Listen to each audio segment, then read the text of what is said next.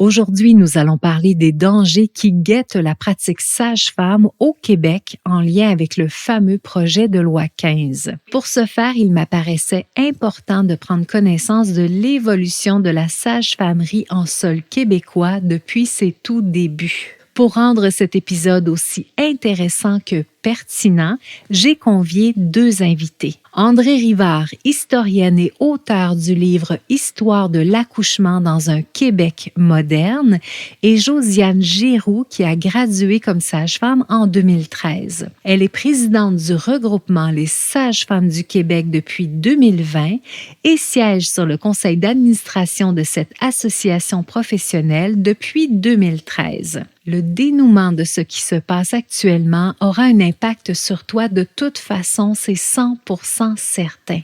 Si ce n'est pas directement à travers tes enfantements, ce sera à travers ceux de tes enfants et de tes petits-enfants. Bienvenue dans le podcast de Annie Bérère. Passionnée de grossesse et d'accouchement, Annie est accompagnante à la naissance depuis plusieurs décennies. Elle est également ostéopathe spécialisée en périnatalité et formatrice à l'international. À ce jour, elle a aidé des milliers de femmes, de couples et de familles à se préparer pour vivre une expérience de naissance la plus alignée possible à leurs désirs. Voici ta doula ostéo, Annie Bérère. J'ai le plaisir d'accueillir Andrée Rivard et Josiane Giroux qui viennent avec nous aujourd'hui pour nous parler de l'historique des sages-femmes et du fameux projet de loi 15. Bonjour à vous deux. Bonjour Annie. André, j'aimerais que vous nous donniez une bonne idée de ce qui a précédé au niveau de la pratique sage-femme au Québec depuis finalement l'émergence des sages-femmes qui date de très très longtemps. En fait, les sages-femmes ont toujours été dans le décor. Elles sont là depuis la nuit des temps. Si on admet que, il y a très très longtemps, au temps de la préhistoire, il se peut même que des femmes accouchaient toutes seules et puis dans certaines communautés aussi encore récemment au 20e siècle même, dans certaines communautés, les femmes accouchent seules, mais il demeure que d'une manière générale, c'est surtout les sages-femmes qui ont assisté les femmes au moment de leur accouchement, et ce, de tout temps. Ce qui est particulier au Québec, c'est qu'il y a eu une interruption dans cette pratique de sage-femme. C'est-à-dire que, au temps des colonies françaises et anglaises, les sages-femmes étaient là, il y avait un système bien structuré qui avait été implanté. Puis pourquoi on avait implanté cette structure de sage-femme-là, qui était d'ailleurs bien formée en Europe, c'est parce qu'on voulait que la population se multiplie. Donc, on a envoyé ici des sages-femmes qui sauraient, disons, bien assister les femmes pour que la population se multiplie. Alors, c'est implanté un grand système là de sages-femmes. Ça, c'était au temps de la colonie française. Et puis, au temps de la conquête, le système anglais a continué à reconnaître les sages-femmes qui faisaient très bien leur boulot. La situation a changé au début du 19e siècle quand est arrivé un contingent de nouveaux médecins qui arrivaient de l'Angleterre et puis qui avaient besoin de boulot finalement. Alors, graduellement, on a tassé par différentes stratégies, on a tassé les sages-femmes qui étaient là, qui pourtant faisaient bien l'affaire, elles faisaient bien leur boulot, la population était contente de les avoir. Mais les médecins avaient vraiment besoin, d'écarter cette pratique obstétricale-là parce que pour eux, c'était vraiment important d'avoir l'obstétrique dans le travail qu'ils accomplissaient, parce que c'est un moyen d'entrer dans les familles puis de se faire une clientèle. Alors, ils voulaient vraiment l'avoir cette place-là. Alors, on se retrouve, disons, au début du 20e siècle, mettons, pour se situer, alors que les sages-femmes sont devenues extrêmement rares. Elles sont devenues, les médecins pratiques se sont gardés les meilleures places dans les villes parce qu'essentiellement, ils vivent dans les villes. Puis, ils vont laisser quand même les sages-femmes qui se seront formées de manière autodidacte pratiquer quand même dans les campagnes parce que il y avait pas de médecin qui était installé là. Puis à partir du moment où un médecin s'installait dans une communauté rurale, là, on s'est mis à dire, OK, vous avez pas le droit d'être là, on pouvait intenter des procès, même si les femmes de la communauté du village tenaient à leur sage-femme. Non, ça s'est pas passé de même. On a fait des procès, on ne voulait pas les avoir. Il y a eu aussi une expérience qui a été intéressante durant le 20e siècle, c'est celle des infirmières de colonie, qui, elles, étaient des infirmières diplômées qui agissaient dans les nouvelles collectivités, par exemple en Abitibi, au Saguenay-Lac-Saint-Jean, sur la Côte-Nord. C'est comme Blanche, hein, dans la série, là, la série télévisée, j'entends. Alors, elles faisaient de tout, mais une grande partie de leur pratique, c'était d'assister des naissances. Et elles avaient une pratique qui était très démédicalisée, puis qui satisfaisait la population. Là, les sages-femmes, telles qu'on les connaît maintenant, OK, parce qu'il y a eu une interruption, évidemment, dans cette pratique qui était officielle. Les sages-femmes qu'on connaît maintenant, elles sont revenues, dans le fond, dans les années 70. À un moment où le féminisme était vraiment en pleine ébullition. Et puis, elles vont manifester assez bruyamment leur satisfaction par rapport aux conditions de la naissance. Parce qu'il faut dire que depuis le milieu du 20e siècle, les accouchements se déroulent pratiquement tous à l'hôpital. Et non pas parce que les femmes l'ont demandé en passant, hein, malgré ce que certains historiens ont répandu comme idée, mais qui est totalement faux. Ça, c'est vraiment une interprétation tout à fait, je dirais, androcentriste. Les femmes ont été vraiment conduites vers ce chemin-là, qui est celui de l'accouchement à l'hôpital. Elles n'avaient pas tellement le choix. Elles ont embarqué là-dedans, puis sans avoir leur mot à dire non plus sur de quelle manière elles allaient accoucher dans ces hôpitaux-là. Et puis, évidemment, les rapports de genre, dans les années 50, même 60, faisaient en sorte que elles ne faisaient pas beaucoup de bruit. Elles ne disaient pas tellement publiquement qu'elles n'étaient pas contentes, que ça faisait pas leur affaire. Il va falloir attendre vraiment les années 70, qui est un grand moment d'affirmation féministe, pour qu'elles le disent haut et fort. Alors, durant ces années 70-là, elles vont le dire, ce mécontentement. Elles vont commencer à émettre l'idée d'avoir des sages-femmes qui seraient dans le système de santé. On ne les écoute pas trop. Les médecins qui vont envisager l'idée vont dire oui, mais faudrait qu'elle soit sous notre gouverne. Mais c'est pas exactement ce que les femmes souhaitent. Parce que ce que les femmes souhaitent, c'est une pratique qui sera différente de celle qui leur est offerte dans les hôpitaux, qui est une pratique qui est hyper médicalisée, où est-ce que les femmes n'ont pas le choix, on leur impose des choses. Alors, ce que les femmes veulent, c'est quelque chose de différent et pas de pareil. Donc, ça va être une très grande lutte là, d'obtenir des sages-femmes qui seront intégrées dans le système de santé. Ça va être extrêmement long. Ça va prendre 25 ans. En attendant, de toute façon, il faut dire que les femmes n'ont jamais été certaines que ça se réaliserait vraiment, parce que l'opposition des médecins est extrêmement forte. Là, on parle de femmes qui avaient des moyens très, très réduits pour faire valoir leurs points, mais qui s'opposaient à des puissantes associations médicales qui, elles, avaient bien des moyens pour faire valoir leur point de vue.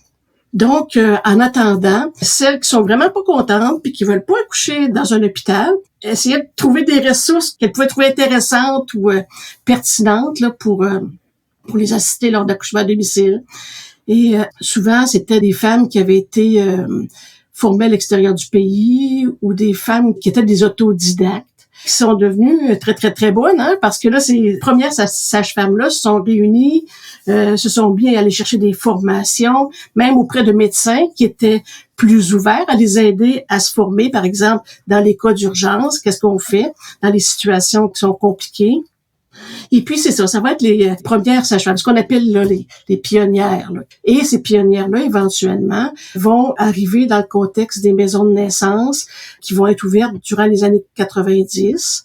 Alors, c'est quoi ce projet de maison de naissance-là dans les années 90? Ça découle justement des démarches faites par les femmes pour avoir des sages-femmes. Mais comme les médecins s'opposaient beaucoup, ils ont réussi, dans le fond, plutôt que d'accepter immédiatement des sages-femmes, comme ça s'est fait d'ailleurs en Ontario, eux vont dire non, faut expérimenter, faut aller voir si sont assez bonnes vraiment pour que ça fonctionne.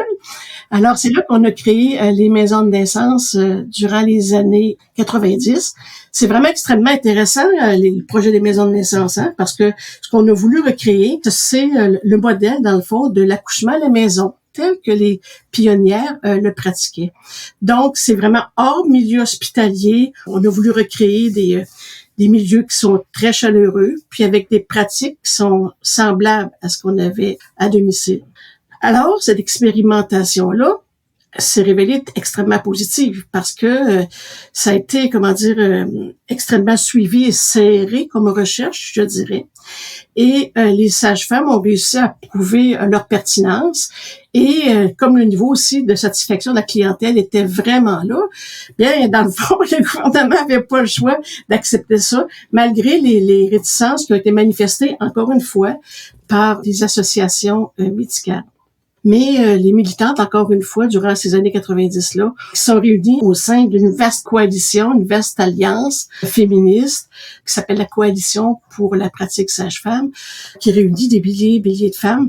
Mais c'est grâce au travail de cette coalition que les sages-femmes ont pu être reconnues. Parce que je dirais, sans ce travail, cette coalition, et sans cette pression exercée par les femmes elles-mêmes, ben c'est pas compliqué. La profession sage-femme actuelle, elle n'existerait pas. C'est pas quelques sages-femmes qui auraient pu comme ça vendre l'idée que nous, on veut être dans le paysage et surtout on veut être autonome. Mais non, ça n'aurait jamais fonctionné. Il a vraiment fallu que des femmes interviennent, mais de manière massive, pour avoir ces services de sage-femme. Et c'est ce qui est remis un petit peu en danger actuellement avec le projet de loi 15 qui remet en cause les fondements sur lesquels s'est créée la profession. Parce que ce que les femmes voulaient, c'était des sages-femmes qui soient autonomes, qui soient pas encadrées par la profession médicale et qui puissent donner de véritables services alternatifs. Donc, ça veut dire des soins qui sont démédicalisés et qui sont là aussi pour répondre aux besoins des femmes qui veulent accoucher ailleurs qu'à l'hôpital. Parce que n'oublions pas que les sages-femmes actuellement, elles peuvent assister les accouchements à l'hôpital. Mais leur clientèle, c'est pas ça qu'elle veut en général. Elles en assistent très peu d'accouchements à l'hôpital. Parce que leur clientèle, qui est d'ailleurs bien supérieure à ce que les sages-femmes peuvent offrir comme service, parce que elles débordent dans le fond, là. Évite les si j'avais su en connaissant à l'avance toutes les étapes importantes jusqu'à la fin de ta grossesse. Rendez-vous dans la description pour télécharger dès maintenant ton calendrier pour une grossesse facilitée et bien organisée. On va, dans quelques minutes, parler justement de ce fameux projet de loi 15-là. Josiane, cette façon de pratiquer-là existe au Québec depuis maintenant près de 25 ans. On peut se questionner à savoir, est-ce que ce projet-là serait en lien avec des résultats qui ne sont pas bons ou avec une satisfaction depuis ce temps-là qui est moyenne? Or, ce n'est pas du tout le cas. Est-ce que vous pouvez nous parler du mode de fonctionnement actuellement, à quel point ça a été validé, que c'est efficace, que c'est sécuritaire, que c'est idéal finalement présentement pour les familles? La question est super large. Dans votre question, il y a l'efficacité, il y a la qualité des services, il y a la satisfaction de la clientèle. Tout ça aussi n'est pas nécessairement l'un va avec l'autre. Je vais le prendre un peu de façon découpée en nommant d'abord et avant tout là, que des données depuis les projets pilotes sur la pratique sage-femme au Québec, il n'y en a pas. C'est-à-dire qu'on a eu des projets pilotes qui ont sorti une étude extraordinaire avec des résultats qu'on utilise encore aujourd'hui. Et pour la première fois cette année, le ministère nous a présenté des données potentielles, par exemple sur le taux de transfert des sages-femmes, mais des données actuelles, malgré des années de lutte pour en obtenir, parce que les sages-femmes remplissent là, des bases de données, on n'en a pas. Ceci dit, la satisfaction de la clientèle est évaluée depuis toujours dans les maisons de naissance, puis elle est connue comme étant dépassant largement le pourcentage de satisfaction de tout autre service dans les établissements de santé. Ça, c'est quelque chose qui est admis dans les conseils d'administration des établissements, c'est pas remis en question. En fait, c'est même un exemple là, dans la façon aussi que les services sont organisés. Nos services de sage-femme ne s'inscrivent pas dans la même philosophie de gouvernance, je dirais, là, pour essayer de le résumer. C'est-à-dire que On n'a pas une hiérarchie dans la gouvernance, on a vraiment une coordonnatrice des services de sage-femme. Donc, il y a des rôles et responsabilités qui sont prévus dans la loi, qui sont donc différents de ceux d'une sage-femme clinicienne, puis qui doit travailler de pair avec les sages-femmes pour arriver à remplir ses fonctions en tant que responsable des services de sage-femme. Puis toutes les sages-femmes étant membres du conseil des sages-femmes ont aussi une responsabilité l'une envers l'autre, entre autres sur la qualité des services, mais aussi sur la distribution appropriée de ces services-là, puis d'arriver le plus possible à remplir les objectifs, c'est-à-dire le nombre de suivis qu'on a à atteindre, la qualité, la satisfaction, tout ça, qui est voulu par le projet de loi 15. Finalement, c'est-à-dire on est vraiment dans une gestion de proximité. Il y a une proximité entre ceux qui pourraient avoir des responsabilités décisionnelles pour les services et les membres de ces services, c'est-à-dire les sages-femmes. Donc, en ce moment, effectivement, il n'y a rien qui nous a été indiqué du pourquoi on veut faire ces changements-là. C'est arrivé en mars dernier dans un projet de loi sans aucune consultation auprès, que ce soit des services localement ou des établissements ou principalement de la clientèle, donc potentiellement de la coalition, donc des usagères, et de l'association, c'est-à-dire les sages-femmes. On n'a pas été consulté pour ça. On s'explique pas pourquoi ils amènent ces changements. En fait, on se l'explique tranquillement au fur et à mesure depuis mars dernier, mais on n'a pas été avisé en amont. Il n'y a pas des résultats là qui sont venus dire ça va pas bien dans les services des sages-femmes. Bon, le seul élément qui est présent et qu'on tente d'adresser avec le ministère depuis quand même de plusieurs années, c'est le fait que le développement des services de sages-femmes est extrêmement lent. Mais le développement des services de sage-femme ne sera pas accéléré par ce qui est proposé dans le projet de loi 15. Là. Mais c'est le plus gros enjeu, c'est la lenteur, le manque réel de volonté politique à développer les services de sage-femme et donc à investir dans notre profession de différentes façons, à trouver des moyens ensemble pour améliorer l'accès aux services de sage-femme à la population. Et là, c'est un petit peu ce qu'on nous vend dans les argumentaires, mais je vous dirais que c'est assez particulier d'y aller dans cette voie-là. Et parmi les changements très importants qui risquent d'arriver si jamais ce projet-là passe, ça va avoir un impact très direct sur la capacité des femmes, des familles, des personnes qui veulent enfanter avec vous de vraiment choisir ce qui est bon pour elles. Présentement, vous avez une vision qui fait que vous êtes dans une co-responsabilité avec les clients, les clientes que vous suivez. Quand il y a quelque chose qui se déroule de façon un peu atypique, sans que ça soit une raison, par exemple, de consultation ou de transférer, vous en parlez d'abord et avant tout avec les personnes concernées. Et après, si nécessaire, vous amenez la discussion dans un conseil qui est formé exclusivement de sages-femmes, donc de personnes qui connaissent votre pratique, qui connaissent votre philosophie. Et là, ça, c'est en jeu là, présentement avec ce projet-là. On risque, les femmes, ainsi que les sages-femmes, de perdre notre capacité à décider ce qui est bon pour nous. Oui, en fait, l'enjeu, c'est que c'est pas si directement en plus. C'est que effectivement, ces discussions-là en équipe de sages-femmes, que plusieurs équipes en ce moment vont tenir dans un cadre du Conseil des sages-femmes, c'est-à-dire on veut avoir des traces de ces discussions-là et des prises de décision pour alimenter l'ensemble d'une équipe. Ça pourra éventuellement se poursuivre sous d'autres formes. Par contre, les enjeux principaux, c'est les responsabilités légales des conseils professionnels en termes justement de surveillance, on parle du mot surveillance de la qualité de l'acte, puis en termes d'élaboration de règles de soins ou de processus disciplinaires. Et là, on perd la majorité de sages-femmes à ces endroits-là, à ces lieux décisionnels, qui, éventuellement, assurément, si les discussions ne portent pas la voix sage-femme, la vision sage-femme, étant donné qu'on voit bien là, dans le projet de loi, c'est une sage-femme dans l'ensemble de la masse uniquement. Donc, elle a apporté sur elle-même aussi et sur ses propres épaules, cette personne-là, une profession au sein d'un groupe où elle est minoritaire dans sa philosophie de pratique et dans sa spécificité et dans sa vision du processus de la grossesse et de l'accouchement. les décisions qui seront prises dans ces comités-là peuvent avoir des impacts très grands sur, par la suite, les décisions qui seront prises avec les personnes devant nous comme sages-femmes. C'est vraiment là où on a des grandes inquiétudes parce qu'il faut comprendre que les sages-femmes, elles ont un ordre professionnel, elles exercent elles ont des normes professionnelles dans un cadre où, bien évidemment, la sécurité et la qualité est au cœur de tout ça. Mais comme on est dans un système où cette sécurité et cette qualité-là est médicalo-centrée, dans une vision vraiment d'hégémonie biomédicale, cette définition-là, même de ce qui est sécuritaire et ce qui est de qualité dans un suivi de grossesse et un accouchement est complètement différent, très différent. Pas pour tous les professionnels, mais je parle largement, donc je ne veux pas cibler les individus.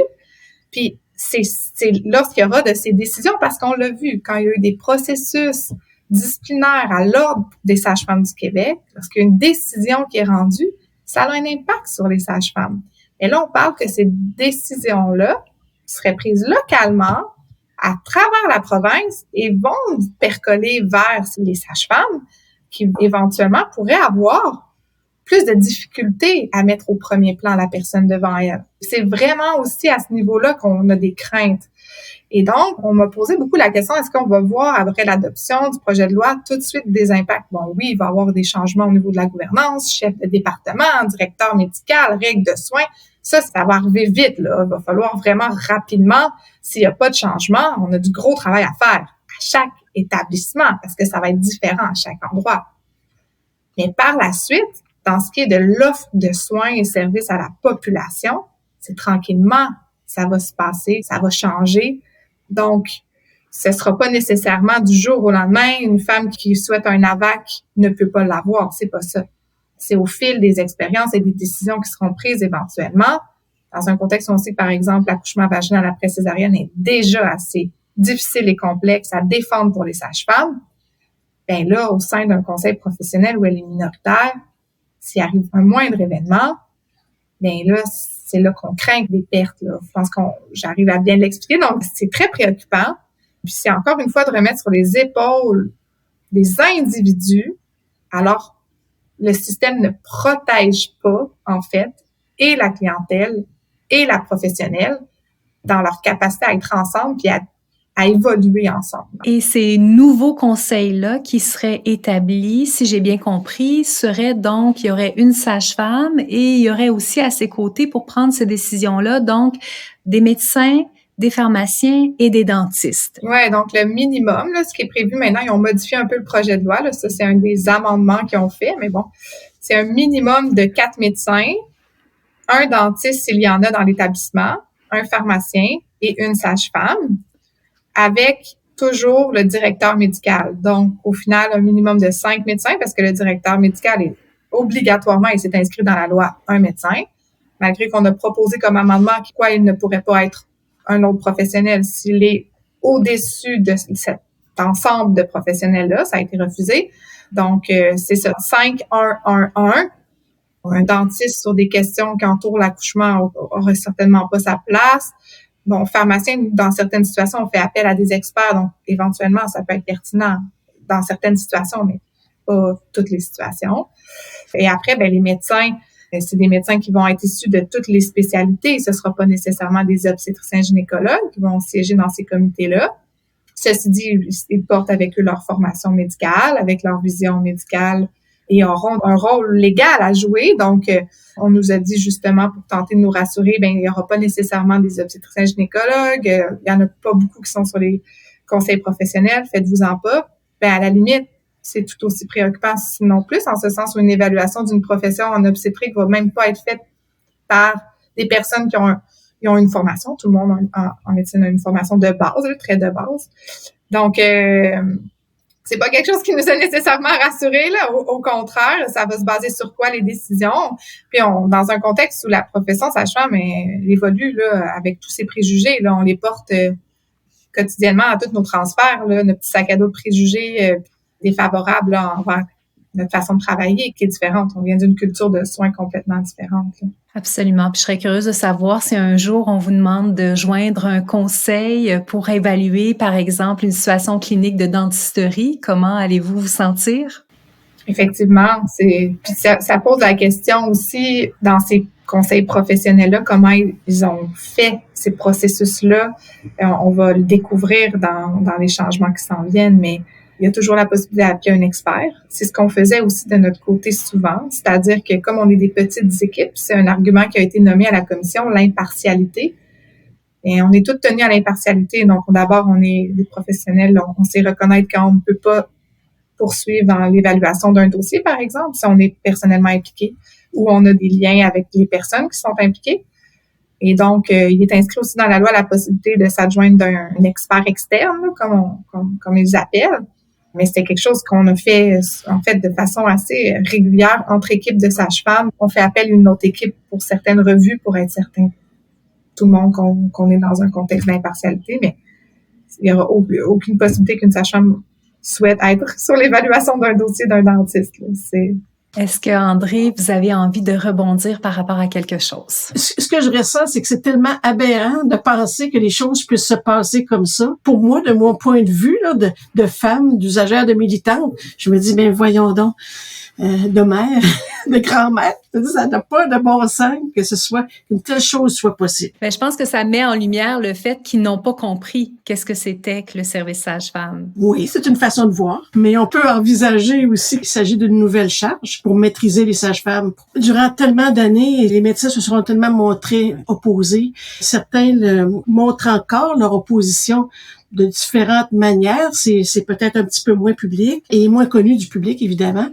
Mais on a vu des projets d'ouverture de maisons de naissance être complètement bloqués par des médecins qui font des blocages, qui acceptent pas, par exemple, qu'une maison de naissance soit créée hors centre hospitalier.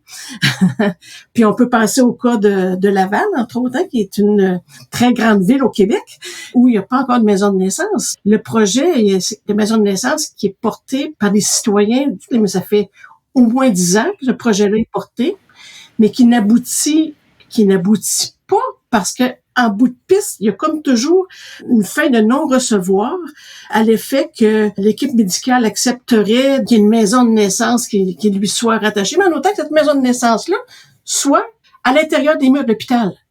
Ben, OK, on peut interpréter ça comme un manque de connaissances, mais des fois, j'ai de la misère sérieusement là à imaginer que c'est un simple manque de connaissances.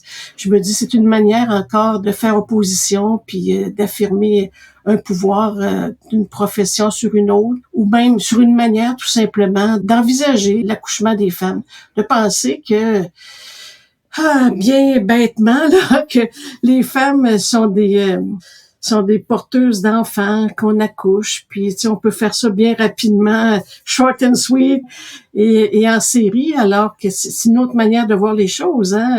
En maison de naissance, avec les sages-femmes, tout prend plus de temps nécessairement. J'ai de la difficulté comme féministe là, et comme femme de plus de 60 ans, de pas envisager qu'il y a ça aussi qui soit en jeu. Un pouvoir, dans le fond, qu'on essaie encore de mettre. Vous savez, quand le transfert hospitalier s'est passé là au milieu du 20e siècle, moi, j'ai jamais eu connaissance de femmes qui massivement sont arrivées puis on dit « Hey, nous, là, l'accouchement à la maison, c'est pas une manière de faire. C'est quoi cette affaire-là? C'est pas moderne. Non. Nous autres, on veut aller à l'hôpital. C'est la bonne façon de faire. » Non!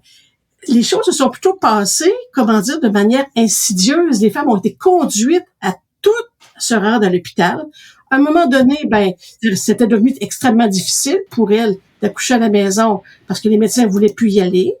Il n'y avait pas de moyen de le faire. Puis après ça, on a conclu que parce que toutes les femmes allaient accoucher à l'hôpital, c'est parce qu'elles étaient très contentes, puis c'est ça qu'elles voulaient. Puis c'est comme si on se conduit encore un petit peu comme ça. C'est comme si l'histoire d'accoucher hors centre hospitalier, c'était une affaire de marginal qui veulent faire rapport des autres, alors que la bonne façon de faire, voyons donc, c'est l'hôpital. Entre autres, c'est faire fi des sondages qui disent que la demande pour des services de sage-femme est largement supérieure à l'offre parce qu'elles sont pas capables de fournir, tout simplement. En fait, l'emphase qui devrait être mise, c'est là-dessus. Et voulez-vous savoir ma pensée profonde? Je vais me laisser aller à la dire, ma pensée profonde. Ma pensée profonde, là, c'est que Moi, il y a plein de gens dans mon entourage qui ont pas de médecin de famille, pour qui c'est difficile d'avoir des services hospitaliers, puis d'avoir des chirurgies, puis tout ça. En même temps, on trouve ça normal que des femmes en santé soient comme ça si facilement dirigées vers l'hôpital, avec des services d'obstétriciens gynécologues. Hein? Ce sont des spécialistes, là, ces médecins-là. Les médecins de famille, je comprends, mais puis ça peut être un choix. Mais des obstétriciens gynécologues, comme ça, d'emblée, sur des équipes là, qui vont recevoir les femmes, ça me semble anormal dans un contexte où est-ce que on a besoin de chambres d'hôpital, on a besoin d'infirmières, on a besoin de médecins pour donner des services dans d'autres champs de spécialité où les gens sont malades, alors qu'on pourrait développer des services de sage-femme ailleurs qu'à l'hôpital, au moins au même coût. Et moi, je pense que même que ça reviendrait moins cher de toute manière au système de santé. Et il est là l'aberration.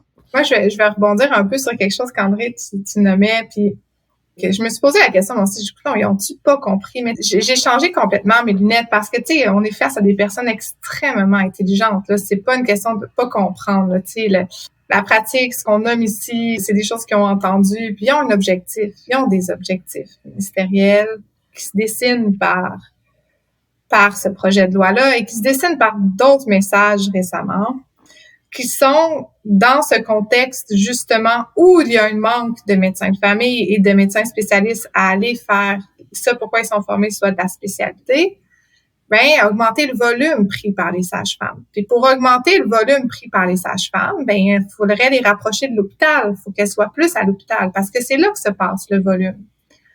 Puis ces questions-là qu'on adresse ici n'ont jamais été même adressées auprès des femmes, des sages-femmes. On n'a pas eu ces discussions-là. Ça apparaît dans le projet de loi 15. Puis nous, ça nous apparaît, tu sais, je suis présidente de l'association, je suis à des comités paritaires, puis un des enjeux, c'est la rétention des sages-femmes qui quittent parce que la garde, c'est très intense et c'est prenant. C'est un enjeu. On tente de l'adresser de différentes façons. Pour ça, là, tu sais, il faut voir ça, c'est un arbre. Donc, tu sais, ce n'est pas pourquoi elle est lourde, cette garde-là? Bon, elle n'est pas compensée, on va travailler là-dessus. Il n'y a pas de moyen du tout de conciliation travail-famille, soutenir ces professionnels-là dans l'exercice de profession, il n'y en a pas. Avoir des personnes qui viennent regarder les horaires pour soutenir les sages-femmes à trouver des solutions qui leur conviennent, on n'a pas ça. Il n'y a pas eu un réel, comme je nommais tantôt, investissement de temps et d'argent pour aller à la source puis voir qu'est-ce qui rendrait cette pratique, ce modèle, le meilleur modèle en périnatalité, périn. Comment on pourrait le soutenir mieux au lieu d'aller vers ça? On se dit, là, on a un endroit où ça se passe en volume. Nous, on a besoin de volume. Fait qu'on va les rapprocher de là où il y a du volume. Et là, pour y arriver, qu'est-ce qu'on a besoin? On a besoin et vient ces changements-là qu'on voit dans le PL15. Tu sais, là, on peut pas tout adresser dans un contexte de mobilisation. Mais ce que je nomme maintenant, ça fait partie aussi de notre quotidien à l'association. On n'arrive pas à investir du temps pour trouver des solutions qui vont soutenir encore une fois cette continuité-là. Il faut voir que les sages-femmes, ils aiment le modèle, la relation, le temps investi, être aux naissances où la personne devant soi est dans toute sa puissance. Ça, c'est ce qu'une sage-femme souhaite. Mais elle peut avoir au cours de sa carrière des hauts et des bas dans sa capacité à fournir, tu sais, cette énergie-là et cette disponibilité-là, surtout pour le maintenir.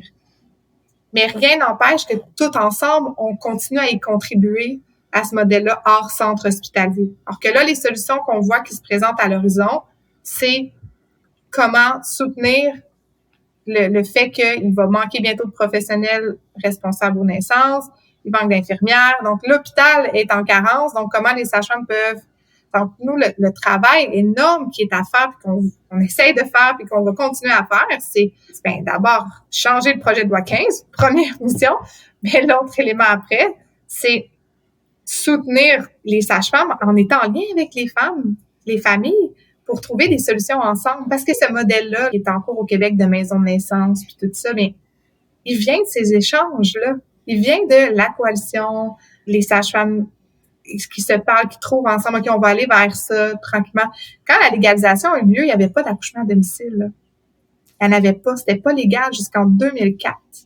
Pendant 5 ans, ces pionnières-là qui se sont battues tout ce temps-là ne pouvaient pas légalement aller à domicile. Et ça a été vraiment difficile. Plusieurs, on m'a raconté, parce que j'étais pas là, ont arrêté ou quitté la profession quand ça a été un nœud vraiment important. On va être face à ces décisions-là. On est déjà face à ces décisions difficiles dans un contexte où il y a des agendas politiques très, très forts en ce moment. Je ne pense pas que c'est un manque de connaissances. C'est sûr, j'inviterais le ministre à visiter une maison de naissance. Là, je suis sûre qu'il n'en a même pas visité une. Ça serait super intéressant. Mais je pense surtout que c'est basé sur une vision hospitalo-centrée d'augmentation du volume de prise en charge par les sages-femmes dans le réseau de la santé. Et pour ça, il fallait nous rapprocher de l'hôpital. Je suis 100% d'accord avec toi, Josiane. C'est pour ça que je bouille beaucoup intérieurement, je dirais.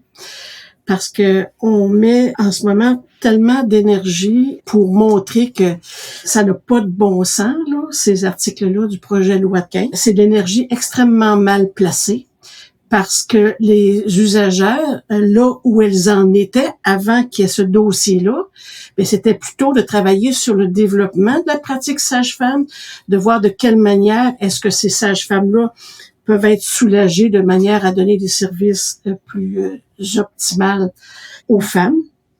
L'histoire d'augmenter le volume dans les hôpitaux, oui, oui, absolument 100% d'accord. Et c'est extrêmement choquant parce qu'on est vraiment dans le modèle de l'industrie.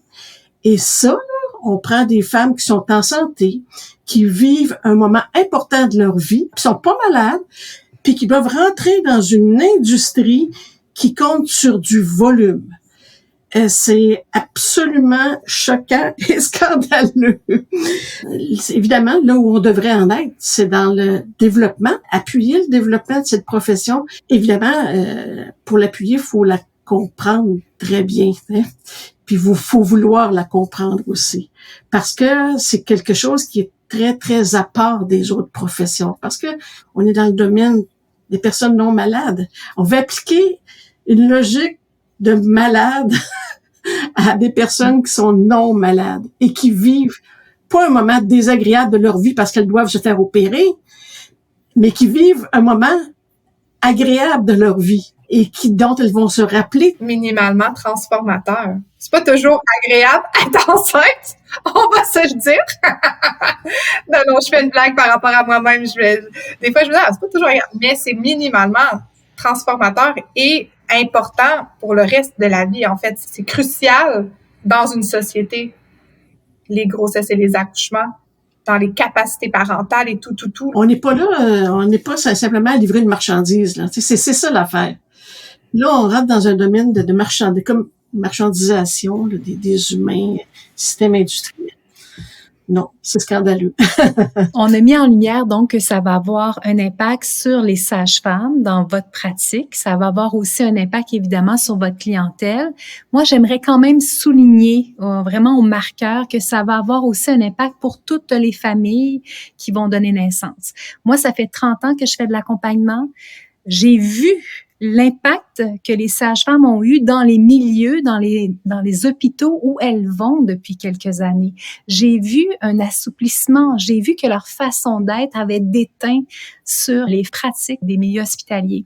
Et ça m'apparaît important parce qu'on a l'impression présentement que le débat s'oriente particulièrement vers les familles qui sont des familles intéressées par vos services. Mais en réalité, tout le monde, toutes les familles vont perdre au change. Est-ce qu'on est d'accord là-dessus? Absolument. Absolument. Je dis souvent, je mène cette lutte-là, la flamme la plus profonde que j'ai, c'est, oui, pour nos membres, les sages-femmes, mais c'est avant tout pour les personnes qui vont bénéficier des services et qui n'en bénéficieront pas, mais qui évoluent dans un système qui est en collaboration en ce moment, puis que les pratiques des sages-femmes teintent, puis ont déjà eu des impacts, le tout en étant protégés de l'autre système. On a vraiment relu là, les débats parlementaires des années 90, en 98. Puis qu'est-ce qui a mené au Conseil des sages-femmes? Là? C'est du courage politique d'une personne importante dans la légalisation de la profession qui nommait haut et fort. Il est essentiel pour que cette pratique-là puisse évoluer de façon autonome qu'elle ait son conseil professionnel. malgré que ça va être du travail, c'est du travail un conseil professionnel pour les sages-femmes, mais en même temps, elles vont y gagner, consolider, solidifier leur pratique dans le réseau de la santé. Et là, on l'enlève. Disparition. Donc, quand on lit les débats parlementaires, quand on lit l'histoire, on ne peut pas remettre en question que les personnes qui prennent les décisions le savent, les impacts potentiels, mais ces impacts-là, ce n'est pas leur préoccupation première. Leur préoccupation première, c'est le volume et c'est d'avoir un minimum de qualité pour l'ensemble des personnes enceintes qui vont accoucher dans les prochaines années, avec un regard, pour ça, hospitalo-centré, biomédical de la grossesse et l'accouchement. On remet pas rien en question, en fait, au contraire, on avait quand même remis en question des choses avec le Conseil des sages-femmes. On a un modèle qui est unique au Canada, au Québec. Donc, on remet, encore une fois, aux sages-femmes la responsabilité maintenant individuelle. Il n'y a plus de protection légale, il n'y a plus de garantie à elles de lutter, de militer au jour le jour, chose qu'elles font quand même déjà là, dans les transferts de soins. C'est pas toujours évident, mais là, dans plusieurs aspects de leur pratique. Donc oui, c'est l'ensemble de la population parce que c'est de mettre un point sur la table comme quoi on donne le feu vert à cette pratique médicale-là, hospitalo-centrée, où le taux de césarienne est en croissance annuellement. Le taux de péridurale au Québec, il est catastrophique. Puis on dit, ben c'est ce modèle-là qu'on veut aller chercher quand même. On va le rapprocher les sages-femmes de ce modèle-là pour qu'elles rentrent dedans, là, puis qu'on livre un plus grand volume. Je vous remercie vraiment beaucoup toutes les deux et j'espère qu'on ne se retrouvera pas dans quelques années à faire une nouvelle entrevue. Parce que ça a encore dégénéré. J'espère vraiment que les choses vont bouger dans le bon sens. Et si justement on veut aider comme citoyen, comme citoyenne à le faire, quelles sont les meilleures pistes pour soutenir le meilleur dénouement possible? En fait, sur le site Le Mouvement pour l'autonomie dans l'enfantement, pour redonner les coordonnées, il y a toute une section sur la mobilisation citoyenne en cours qui est orchestrée par la coalition. Moi, je suis présidente du regroupement des sages-femmes du Québec. La RSFQ fait partie de la coalition et plusieurs autres organisations et plusieurs personnes militantes individuelles. Il y a donc différentes actions, différents moyens possibles. Et l'objectif demeure que le ministre amende le projet de loi. Ça, on recule pas là-dessus. On va en continuer à y mettre toute l'énergie. Donc, toute mobilisation individuelle ou citoyenne. On a même une personne qui est allée vers son conseil municipal. Il y a une cellule aussi de crise qui a été créée sur Facebook. Il y a maintenant plus de 3000 membres. Donc, l'idée, c'est d'occuper l'espace public, de continuer à informer. On va proposer éventuellement des prochaines actions.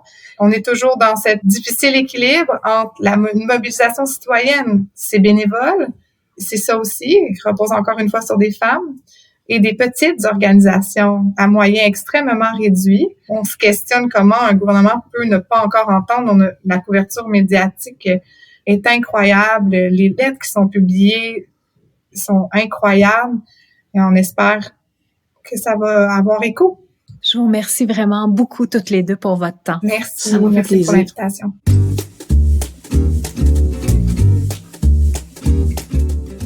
Peut-être que tu le sais déjà, j'ai donné naissance 3 fois sur 4 à domicile avec des sages-femmes pionnières, des sages-femmes reconnues dans leur communauté.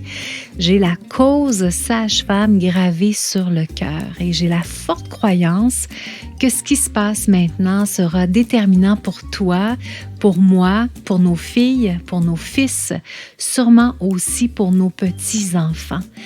Nous sommes sur un terrain glissant. Tu l'as entendu dans la première partie de l'épisode, les sages-femmes ont déjà été décimées au Québec. Les lobbying qui étaient en cause à l'époque sont probablement les mêmes qui sont encore aujourd'hui là et qui veulent faire reculer l'indépendance des sages-femmes et en même temps la cause de toutes les personnes qui veulent donner naissance librement.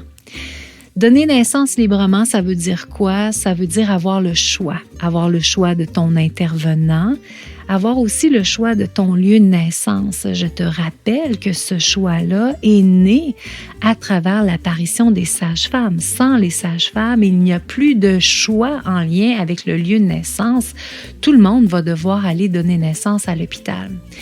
Ça veut aussi dire avoir devant toi un professionnel qui va t'accompagner dans tes prises de décision sans utiliser la contrainte, sans utiliser les menaces, sans utiliser la peur. Les sages-femmes pratiquent l'obstétrique autrement et ça goûte bon leur pratique pour nous, les femmes qui ont la chance d'avoir un accompagnement d'une aussi grande qualité.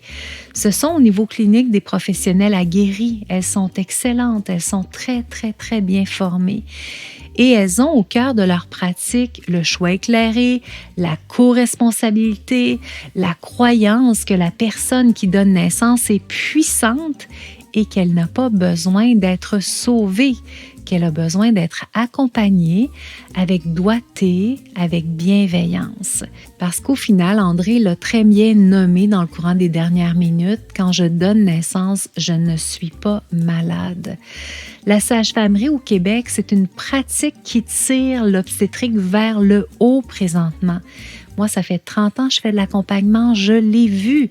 J'ai vu cette différence-là. Et si tu as donné naissance au Québec dans les dernières années en milieu hospitalier accompagné de médecins, toi aussi, tu as profité de l'effet sage-femme au Québec qui se fait ressentir depuis déjà un bon moment.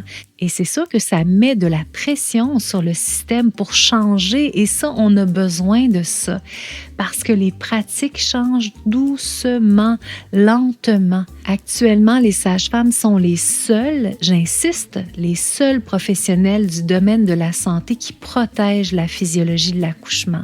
Les sages-femmes devraient être le modèle que l'on prend pour inspirer les autres professionnels qui pratiquent l'obstétrique.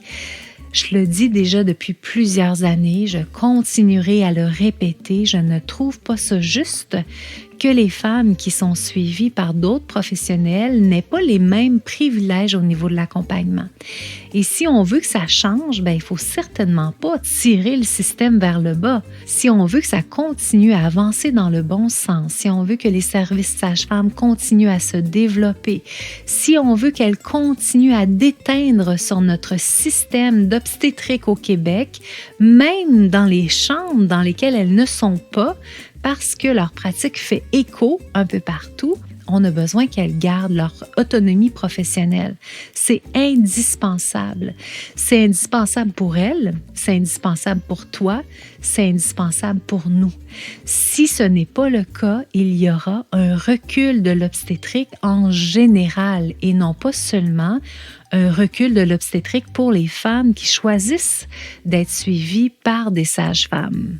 Et quand je pense à mes belles filles, quand je pense à mes petites filles qui grandissent tellement vite, j'ai la boule au ventre quand je pense qu'elles n'auront peut-être pas les choix que moi j'ai eus, peut-être pas les choix que toi tu as eus, parce que les décisions qui vont être prises bientôt vont avoir des impacts sur le long terme. Et si on oblige les sages-femmes à faire du volume et à perdre leur essence, nécessairement, on va dénaturer leur culture, on va dénaturer leur philosophie et tout ça aura un impact sur toi, sur moi et sur nos enfants, sur nos petits-enfants, sur les gens qu'on aime qui vont continuer à donner naissance dans le courant des prochaines années, des prochaines décennies. Si tu as envie de soutenir la cause sage-femme, je t'ai mis dans la page de l'épisode tous les liens intéressants pour que tu puisses dès maintenant passer à l'action. Je t'invite à me rejoindre dans la formation Les 11 clés pour une naissance facilitée si tu vas bientôt donner naissance. Le lien pour t'inscrire, c'est gratuit et dans la description de l'épisode. Si tu es en fin de grossesse ou que tu as un bébé dans les bras, je t'invite à t'inscrire gratuitement à l'atelier Les super pouvoirs de ton bébé. Tu trouveras dans la description de l'épisode le lien pour pouvoir t'y inscrire. Dans le prochain épisode, je reçois Émilie Ouellette, humoriste, autrice et scénariste. Elle viendra nous raconter l'histoire de la naissance de ses 4 enfants, 4 aventures complètement différentes, toutes accompagnées par des sages-femmes. Je te souhaite une magnifique journée et j'ai déjà hâte de te retrouver dans le prochain épisode.